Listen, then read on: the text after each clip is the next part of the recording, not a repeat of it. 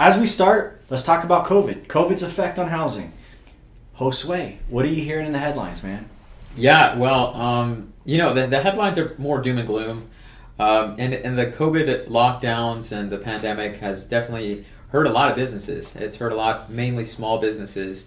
But the good news about real estate is that our business, as we know here, a lot of people don't, is that we flourished.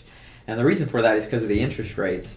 The interest rates are actually controlled by the Fed, and they dropped them to all-time lows. We actually broke the record for all-time lows 12 times this year, which is pretty amazing. I mean, we broke the record and then we broke it again, and we broke it 12 times. Actually, a good graph that we'll have pop up on screen is the Freddie Mac, a government enterprise, records the rates, the average rates, mortgages that that are given, and they've lowered pretty steadily all the way up to this very month.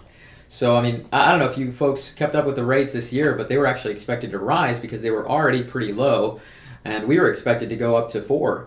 But we're actually seeing people get rates in the 2s, which is kind of amazing. I mean, for those of us that have been in the real estate, it's great. It's very exciting. A lot of people are able to buy homes for the first time, and it's really great that money is cheap to borrow right now from the banks. People are getting great deals.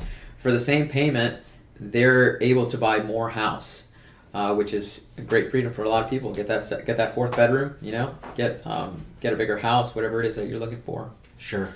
And I've been reading statistics too that people are feeling like at a high percentage that things are back to the normal that they expect it to be. So obviously there's a lot of winter changes in COVID's response from different governments, things of that nature. But like there's a lot of people who and I guess anytime a market exists, it's always about confidence in the market, right? Do we feel it's going to be okay? Are we going to be nervous? And so I feel like we've hit kind of a place where people feel like we know what we're in for, right? I think most major cities, I think even New York City, which is one of the most hard-hit places, they're at like 3 to 4% positivity rate right now. So like everything is, really fairly well controlled, from that perspective. So I mean, obviously, there's more cases than we should have, but I think we know where the path goes.